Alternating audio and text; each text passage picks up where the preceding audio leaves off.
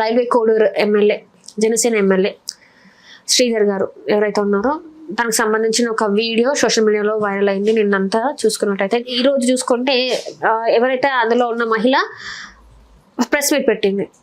So ఇప్పుడు మరి అసలు ఏం జరిగింది, తను ఎందుకు ప్రెస్ మీట్ పెట్టింది, అసలు ఓవరాల్ గా స్టోరీ ఏంటంటారు? అసలు ఇప్పుడు ఒక విషయానికి వస్తే, ఈ ఆరోపణ నిజమో కాదో వాళ్ళు తేల్చుకుంటారు. ఎందుకంటే ప్రెసెంట్ ఇద్దరి తరఫున వాదనలు వింటున్నాం కాబట్టి ఒక కొలిక్కి రాకూడదు. కొలిక్కి వచ్చేది నువ్వు కాదు, నేను కాదు, పోలీసులు చెప్తారు లాస్ట్ డే ఎండ్. కోర్టు నిర్ణయిస్తుంది లాస్ట్ డే ఎండ్, వీళ్ళది తప్పు వాళ్ళది తప్పు అని. ప్రెసెంట్ ఆరోపణలు జరుగుతున్నాయి. కాసేపు పక్కన పెడితే, నాకు ఈ మధ్య కాలంలో చాలా రెస్పెక్ట్ పెరిగి బాగా నచ్చిన అమ్మాయి ఈవిడ. ఎందుకంటే ప్రతి స్త్రీకి ఇట్లాంటి వాళ్ళు ఒక ఎగ్జాంపుల్ గా ఉండాలి. రెస్పెక్ట్ పెరిగింది, చాలా పెరిగింది, కొన్ని వేల ఇంతలు పెరిగింది. దేనికోసం? ఎందుకంటే ఏదో మభ్యపెట్టి, ఏదో ఆశ చూపి, లేదా ముగ్గుల్లోకి దింపి, శారీరకంగా వాడుకొని, ఆర్థికంగా వాడుకొని, తర్వాత బెదిరించి అని చెప్పేసి వదిలేసి, అభాషణలు చేయించి, ఏ దిక్కు లేకుండా నీ చుట్టూ ఉన్న వాళ్ళని కూడా నీకు దూరం చేసి, లాస్ట్కి ఏ దిక్కు లేకుండా నిన్ను వదిలిపెడుతున్నారు కొంతమంది. అలాంటి అమ్మాయిలు ఏం చేయాలో అర్థం కాక, ఎక్కడికి వెళ్ళాలో అర్థం కాక, ఎవరికి చెప్పుకోవాలో తెలియక ఇంకేదో చేసుకుంటున్నారు. చివరికి ఇంకెందుకు నేను ఈ లోకంలో అని.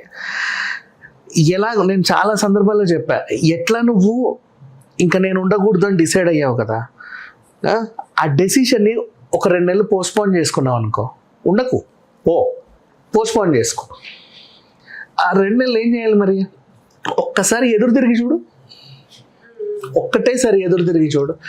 మేబీ సిచ్యువేషన్ మొత్తం నీ కాళ్ళ దగ్గర రావచ్చేమో, చెప్పలేము. అప్పటిదాకా నువ్వు పడే ఈ స్ట్రెస్ అంతా పోవచ్చేమో, చెప్పలేము. ఎంతోమంది అమ్మాయిలకి ఎగ్జాంపుల్ ఇట్లా చాలామంది ప్రపంచంలో, మన దేశంలో, మన రాష్ట్రాల్లో కూడా అంతెందుకు పెళ్లి చేసుకుంటారు. శారీరకంగా కామవాంఛలన్నీ తీర్చేసుకున్న తర్వాత నెక్స్ట్ ఊరికి ఏదో కారణం చెప్పి కావాలని గొడవ పెట్టుకొని విడాకులు లీగల్గా. అట్లాంటిది ఎప్పుడైనా సరే, ఏ ఒంటరి మహిళ అయినా సరే, ఏ మగాడి చేతైనా సరే గాయపడో, శారీరకంగా, మానసికంగా, ఆర్థికంగా, వాట్ ఎవర్, ఎలా అయినా సరే ఒక్కసారి ఎదురు తిరగండి.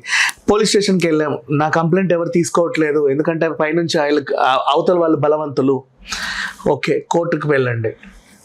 వినట్లేదు అవతల వాళ్ళు బలవంతులు, మీడియాకి రండి హ్యాపీగా. ఇప్పుడు ఈ అమ్మాయి వచ్చింది అదే కదా, మీడియాకి వచ్చింది. అసలు ఏం జరిగింది? నువ్వు గవర్నమెంట్ కదా, ఎంప్లాయీవి కదా, ఈయనేమో ఎమ్మెల్యే. ఓకే, హాయ్ హలో బాగున్నారండి, కళ్ళు ఏదో రకంగా పరిచయం పెంచుకున్నారు. ఆ తర్వాత అంటే జస్ట్ క్యాజువల్ పరిచయమే, గవర్నమెంట్ ఎంప్లాయీ కాబట్టి ఈయన కూడా గవర్నమెంట్లో నన్ను ఎవరన్నా ఎన్నుకుంటారేమో, నేనేమన్నా అవుతానేమో అనే ఆశావాహులుగా ఉన్న టైంలో పరిచయం ఏర్పడింది. తర్వాత ఈయన ఏదో అయ్యాడు, హే భలే అయ్యావే అని చెప్పేసి కంగ్రాచులేషన్స్ అని చెప్పి ఒక కంగ్రాచులేషన్స్ పడేసింది నీ మొహాన. అవునా? ఆ కంగ్రాచులేషన్స్ తీసుకొని రిసీవ్ చేసుకొని, ఇప్పటి వరకు నా జీవితంలో ఇంత మంచి కంగ్రాచులేషన్స్ ఎవరూ చెప్పలేదు, ఇంత బాగా ఎవరూ విష్ చేయలేదు, నువ్వు ఎంత బాగా విష్ చేసావో అని చెప్పేసి. ఎలా విష్ చేసావు, ఇలాగే విషెస్ చెప్పాలని నీకు ఎందుకు అనిపించింది, నీకు ఈ థాట్ ఎలా వచ్చిందని చెప్పి 2 గంటలు 3 గంటలు చాట్ చేసాడు. ఈ విధంగా చాటింగ్లు చేస్తూ అన్నీ చేసుకుంటూ, సరే ఏం లేదు అటు వెళ్తున్నా నా ఊరికి కారులో, కొంచెం తోడు రాకూడదు, సరే వస్తా. ఆ కారు మరి అటు పోతే అక్కడ దాకా వచ్చి ఇటెటో పోతుంది, అక్కడికి మరి ఇటెందుకు తెచ్చావంటే అది ఏం లేదు, ఊరికే నీతో సరిగ్గా గడపాను. ప్రిపేర్ లేదండి ఇప్పుడు నాకు అట్లా గడపాలని నేను లేదు పనులని చెప్పేసి జుట్టు వీకి ఇంకేదో చేసి నీకు అన్నీ తీర్చుకొని తర్వాత ఇంకా అయినా అక్కడ దాకా ఎందుకు, పని అయిపోయింది కదా, ఇక్కడే తీసుకెళ్ళి మళ్ళీ ఇంట్లో పడేసి ఇలాంటివి చేశారు.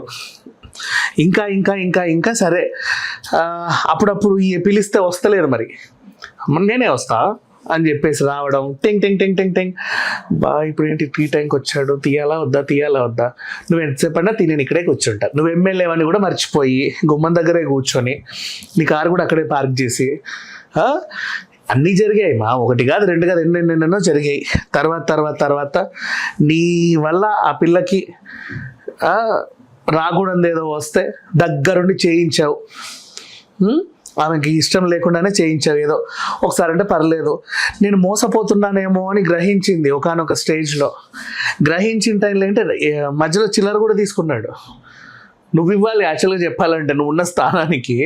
ఆమె గవర్నమెంట్లో ఒక ఎంప్లాయీ, జీతగత్తే. హస్బెండ్తో మాటలు లేవు, తెలిసిపోయింది.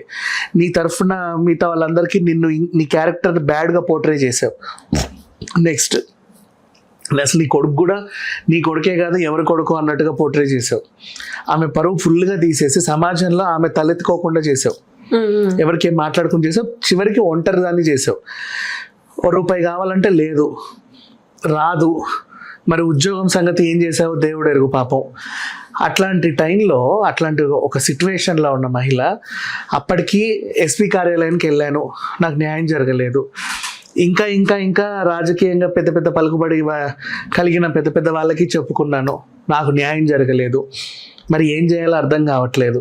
చివరికి మీడియాకి వచ్చావు, నీకంటే ఒక అడ్వకేట్ కూర్చోబెట్టి హ్యాపీగా ప్రెస్ మీట్ పెట్టించారు, ఫుల్గా చెప్పావు. ఇప్పుడు విషయం ఏంటంటే నువ్వు చెప్పేది నిజమా కాదా? ఇప్పటిదాకా మాట్లాడుకున్నాగా. అంటే మీరు చెప్పింది బాగానే ఉంది, అంతా బాగానే ఉంది. ఇదంతా కూడా ఫస్ట్ టైం తనకి అబార్షన్ జరిగినప్పుడు, లేకపోతే సెకండ్ టైం జరిగినప్పుడు ఏదో తిరిగి వచ్చారు. 5 సార్లు అయ్యేంత వరకు ఎందుకు ఉండాలి అండ్ ఎందుకు ఇంతవరకు తెచ్చుకోవాలి? అండ్ గ్రౌండ్ రిపోర్ట్ ఆల్రెడీ మనం సర్వే చేసాం, వీళ్ళేంటి వాళ్ళేంటి అనేసి. ఇష్టపడే కొన్ని రోజులు ఉండింది. ఆ ఇష్టపడ్డ క్రమంలోనే ఇతను మంచోడేనేమో నమ్మింది.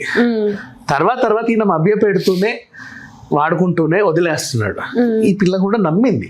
ఎందుకు నమ్మింది అంటే సింగిల్ మదర్, చిన్న బాబు, ఏదో గవర్నమెంట్ ఎంప్లాయీ, ఇంత వస్తుంది. రేపటి రోజు మా బాబుని పెద్దగా ఏదో చదివించాలి, హస్బెండ్ దూరంగా ఉన్నాడు, మాకు ఎప్పుడు విడాకులు అవుతాయో తెలియదు, సోలో మదర్ని, నా పిల్లోని సెటిల్ చేయాలంటే ఒక ఎమ్మెల్యే పరిచయం, ఈయనకు బాగా పలుకుబడి ఉంది, అది ఉంది, ఇది ఉంది. ఆశపడింది. ఆశపడ్డంలో ఆమె తప్పు లేదు, ఆయన కూడా ఆశ పెట్టాడు, మభ్య పెట్టాడు.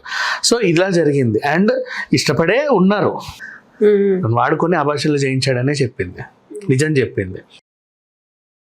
ఈ అమ్మాయికి దేవతలాగా ఈయన తల్లొచ్చింది. ఆవిడ నిర్ధారించి పడేసింది, అవునండి తరచూ మా ఇంటికి వచ్చేది, మా అబ్బాయిని ట్రాప్ చేసిందండి, వచ్చేది మా ఇంటికి వచ్చిపోతూ ఉండేది. సరే మీ ఇంటికి వచ్చిపోతూ ఉండేది అమ్మాయి, నీ తరఫున చుట్టాలా, మీ ఆయన తరఫున చుట్టాలా, మీ అత్తమామల తరఫున చుట్టాలా, మీ పుట్టింటోళ్ళ తరఫున చుట్టాలా? చెప్పుకొని మీ ఆడపడుచు తరఫున చుట్టాలా, నీకు తెలియని దూరం చుట్టాలా? నీ ఇంటికి అన్నిసార్లు వచ్చి తిరుగుతూ ఉంటే ఇన్ని రోజులు నీకు లేని ఇబ్బంది ఈరోజు ఆమె కోర్టుకి ఎక్కేసరికి నీకు వచ్చిందా? మీ అబ్బాయిని ట్రాప్ చేసిందా? ఒప్పుకున్నావు. నీ కొడుకు చుట్టూ ఎందుకు తిరుగుతుంది? అంత ధైర్యంగా నీ ఇంటికి కూడా ఎందుకు వచ్చింది? ఆయన ఎంత ధైర్యం ఇస్తే ఆమె అంత ధైర్యంగా వచ్చింది. జనరల్గా ఇట్లాంటి వాళ్ళు అమ్మో మీ ఇంటికని నేను రానండి, సారీ నేను అట్నుంచి వెళ్తాను ఇట్నుంచి వెళ్తాను అంటారు. అంత ధైర్యం ఇంట్లోకి వచ్చి ఎందుకు వెళ్ళిందంటే ఆయన అంత ధైర్యం ఇచ్చాడు కాబట్టి వచ్చింది. అప్పుడు నీ కొడుకుని అడగాలి, ఎరా ఈవిడ ఎందుకు వస్తుంది తరచూ మన ఇంటికి, ఏం పద్ధతి ఇది అని. ఎందుకు వచ్చింది? నీ పార్టీ కార్యకర్త, నీ కింద ఏమన్నా మహిళా అధ్యక్షురాలా, ఎందుకు వచ్చింది? గవర్నమెంట్ జాబ్ ఆవిడ, నీకేం సంబంధం? దేనికి వస్తుంది? ఏం కావాలి? పునానికి ఏమైనా ప్రమోషన్ కోసం వస్తుందా? అప్పుడు పొద్దున అందరూ వచ్చి ఎట్లా కుర్చీలలో కూర్చుంటారు, అక్కడ ఏ మూలక ఆమె కూడా కూర్చొని పత్రాలు ఇచ్చి సంతకాలు చేయించుకొని పోవాలి. కాఫీలు టిఫిన్లు తాగడం, ఇంట్లో కూర్చొని భోజనాలు చేయడం, అట్లు తోమడం, చీపుర్లు ఉండడం, ఇవన్నీ ఎందుకు? ఏదో మన ఇంటి మనిషిలా ఎందుకు తిరుగుతుంది? నువ్వెందుకు అడగట్లా? అప్పుడు ఎందుకు అడగలా? ఇప్పుడు వచ్చి ఎందుకు చెప్తున్నావు కొత్తగా? అంత అవసరం లేదు. అండ్ నెక్స్ట్ డీప్ ఫేక్, చెయ్యక నీ అందమైన మొహాన్ని డీప్ ఫేక్ చేసుకొని బతకాలి ఇంటర్నెట్. చెప్పు, నిన్నే చెయ్యాలి. ఇంతమందిని వదిలేసి ఆవిడ కూడా ఏం చెప్పింది, అవన్నీ నేనే లీక్ చేశాను అనింది. ఎందుకమ్మా నువ్వే లీక్ చేసావంటే సెక్యూరిటీ కోసం. నేనే కావాలని లీక్ చేశా. ఎందుకంటే ఈరోజు ఇప్పుడు నాకు మద్దతు వస్తుందంటే అది నేను లీక్ చేయడం బట్టే. అది నేనే సిగ్గిడిచి చెప్తున్నది, నేనే విడుదల చేశా. నాకు న్యాయం చేయండి. నీకేమైనా 10 కోట్లు కావాలా, 20 కోట్లు కావాలి? నో, నాకు ఏమీ వద్దు, నాకు న్యాయం కావాలి. మోసం చేశాడు అంతే. అండ్ ఈయన తప్పు చేశాడా లేదా, నువ్వు ఆ కమిటీలు వేసి ఈ కమిటీలు వేసి నిర్ధారించాల్సిన అవసరం ఏం లేదు. ఆవిడ చెప్పింది ధైర్యంగా, ఫోరెన్సిక్ పంపు, ఎవిడెన్స్ నిజమా కాదా చెప్తుంది. డీప్ ఫేక్ చేశారా లేకపోతే ఇంకేమైనా చేశారా?